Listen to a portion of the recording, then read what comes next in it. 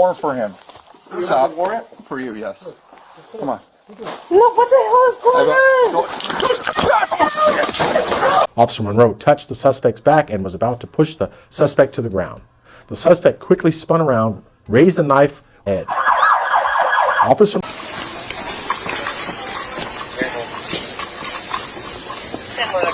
Welcome to Frontline Cops. Today, we're diving into 4 shocking cases where cops fell into deadly traps. And trust me, it doesn't end well. From ambushes to setups, these moments show just how dangerous law enforcement can be. If you love real-life police stories, make sure to like, comment, and subscribe for more intense content. Hit that bell icon so you never miss an upload. Fairfax, Virginia. On February 3rd, 2025, at approximately 2:38 p.m., Fairfax County police officers responded to the 12,800 block of Fair Lakes Parkway in Fair Lakes, following a report of a first suspicious incident. An unknown caller had contacted the dispatch center, claiming to have killed 2 people. While officers were investigating the situation, a 16-year-old male suspect suddenly ran toward an officer and began assaulting him.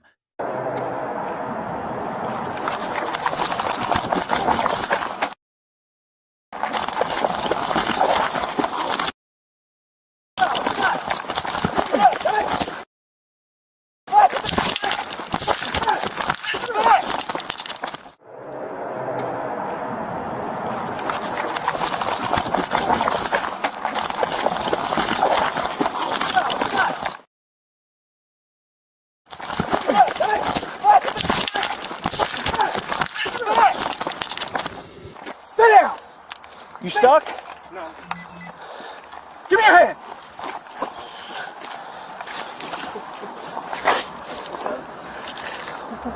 You alright? During the assault, the teen stabbed the officer once in the upper body with a knife before being taken into custody.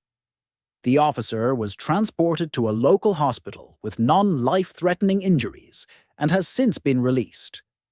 Investigators later determined that the 16-year-old suspect was the individual who initially called 911 and that his claims of killing 2 people were false. The injured officer is a 6-year veteran of the department, assigned to the Fair Oaks district. Detectives from the Major Crimes Bureau have charged the suspect with malicious wounding, and he remains in custody. Milwaukee, Wisconsin. On Monday, January 6th, 2025, at approximately 9:37 p.m., Milwaukee Police Department officers were in the 2500 block of South 7th Street, searching for a suspect wanted for sexual assault of a child and child enticement.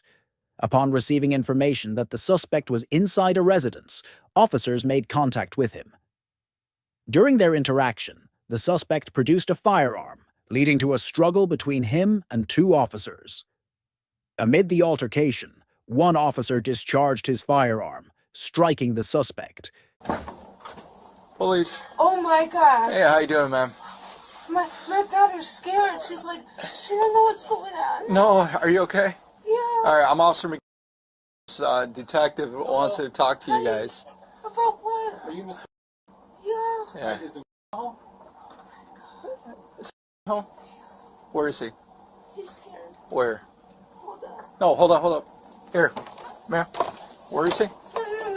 No, hold on. No, so I can talk to you. Is he in his room or where? No, he's sleeping. Okay, in the back? Here. Alright, cool. Just don't close the door on me. You can go get him if you want. Okay. Here, don't close the door on me, please. Please, don't close the door. He's inside the house in the back room, apparently sleeping.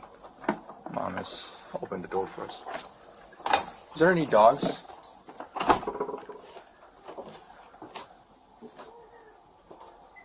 Sure.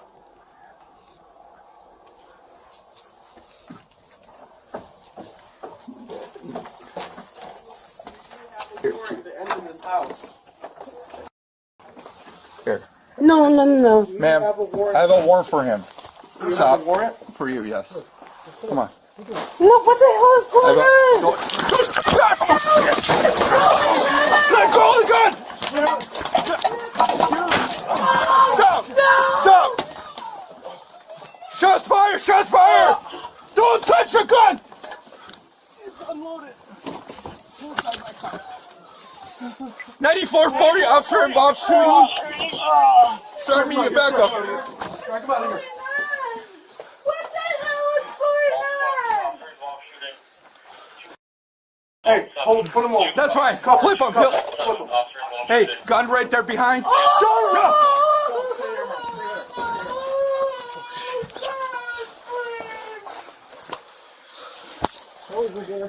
9440 broadcast.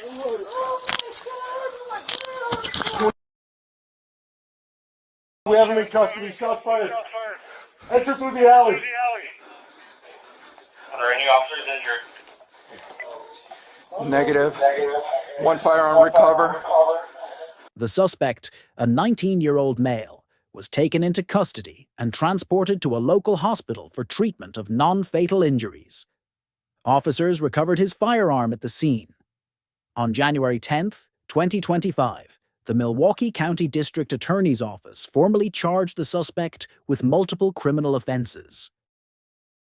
San Francisco, California, on April 8, 2023, Officers Eureka Monroe and Frank Chinawa of the San Francisco Police Department responded to a 603 call, a report of a burglary in progress. Upon arrival, they met with the homeowner, who had come downstairs and informed them that the suspect was inside the house, where his wife was still asleep. Acting swiftly to ensure the woman's safety, Officers Monroe and Chinawa entered the home without waiting for backup. For the safety of the wife, they drew their firearms and tactically performed a sweep of the 4-story house. Well, it looks like someone may have broken into your house and they may still be here. Oh my god, seriously? Yes. So Yeah, how your about? husband's outside. Step out for me, please. Oh my god, okay. All right. They found the spouse sleeping on the 2nd floor. They told her to leave the premises via the area they had already searched. They continued their search of the house and found no one inside. All right, it's clear. The officers were able to view the Nest camera, which showed a depiction of the suspect, which they broadcast to dispatch. Sorry to alarm you. I was just trying to hurry up and get you out. No, Because, that's exactly what I was hoping you would do. yeah. Thank you so much. Backup officers started to arrive on scene, and a perimeter was established. The original caller met with Officer Monroe and told her that he had just come face to face with the suspect while he was in his home. It's the top one. He's on the top 3rd floor. The Back staircase. He's resident locked up of there. this building just made contact with him. The suspect was now utilizing the rooftops and attempting to gain entrance into other homes. Officers Peterson, Nazer, and Williams gained access to the rooftops and located the suspect. Hey! To the west and the 2030. Look, man, just walk over where you came Okay, we from. got it. I want to make sure you're okay, all right? Officers gave verbal commands to the suspect, who was now shirtless and attempting to escape.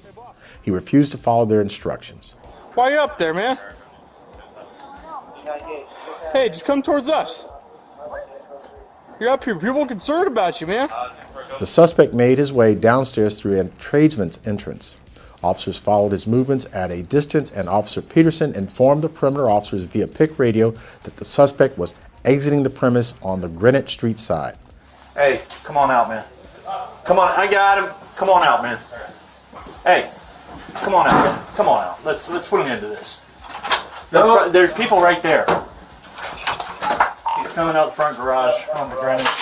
The suspect was shirtless, and no one observed him with any weapons. The suspect exited the building onto the sidewalk, where he came face to face with Officer Chinawa. He saw Officer Chinawa walk towards him, and he immediately raised his right hand above his head, where he now held a knife. The suspect slashed downward with the knife at Officer Chinawa. Officer Chinawa's quick reflexes allowed him to avoid being stabbed by moving out of the way. Without hesitation, he chased after the suspect and broadcast on PIC radio that the suspect had a knife. What's down on Greenwich? He has a knife in his hand, white male, black shorts, brown hair. The suspect ran towards Greenwich Street to southbound Fillmore Street to eastbound Pixley Street. Officer Monroe got into the waiting patrol vehicle with Sergeant Kelly driving. They pursued the suspect and caught up with him on Pixley Street as he was now starting to run slower. They pulled up next to him, telling him to give up. Hey, you're not gonna beat me! Stop, you're not gonna beat me! Officer Monroe, alone and with great courage, jumped out of the police vehicle and pursued the suspect on foot. Officer Monroe touched the suspect's back and was about to push the suspect to the ground. The suspect quickly spun around, raised a knife with his right hand, and tried to stab Officer Monroe in the head. Officer Monroe jumped backwards and narrowly avoided being stabbed. Officer Monroe drew her service firearm and pointed it at the suspect and ordered the suspect to drop the knife.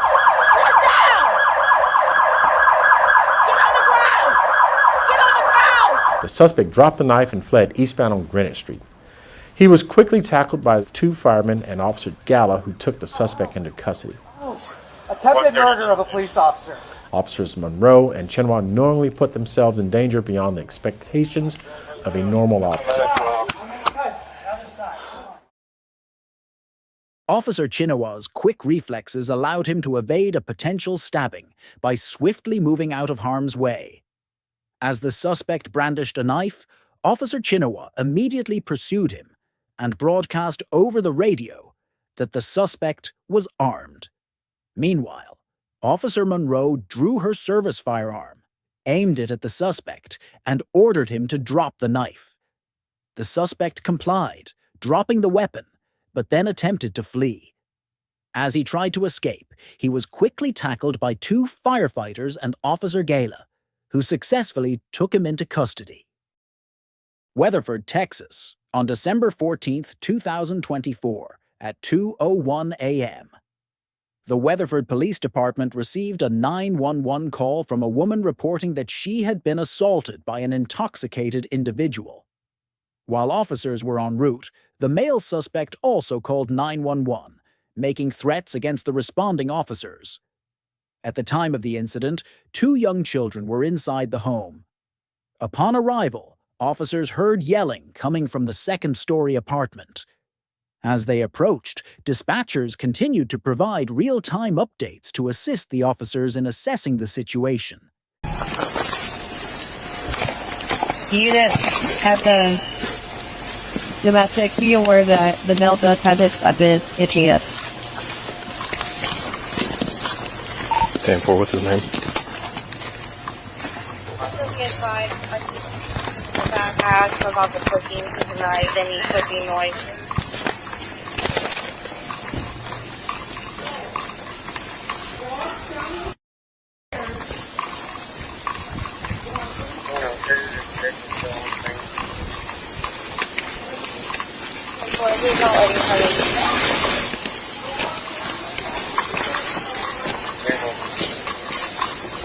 Similar to, I'm on the phone with the victim. Partner's on the phone with the male.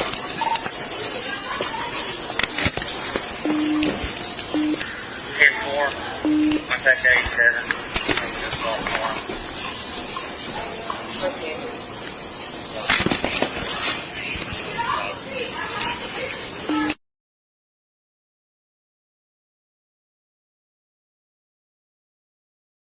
Come here. Come here.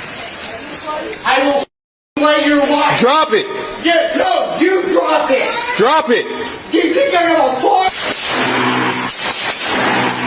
It's on fire. It's on fire.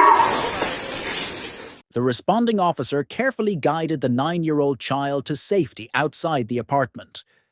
The mother, holding the youngest child, followed closely behind. Officers then helped them safely downstairs before continuing their investigation. Moments later, the suspect appeared inside the apartment, aiming a 9mm handgun at the officers. Despite repeated commands to drop the weapon, he refused to comply. In response, officers fired at the suspect, neutralizing the threat. They immediately provided medical aid before transporting him to Fort Worth, where he remains under medical care. No officers or victims were injured during the incident.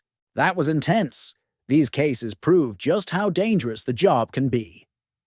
What do you think was the most shocking moment? Let us know in the comments below. If you enjoyed this video, don't forget to like, subscribe, and turn on the notification bell so you never miss our latest uploads.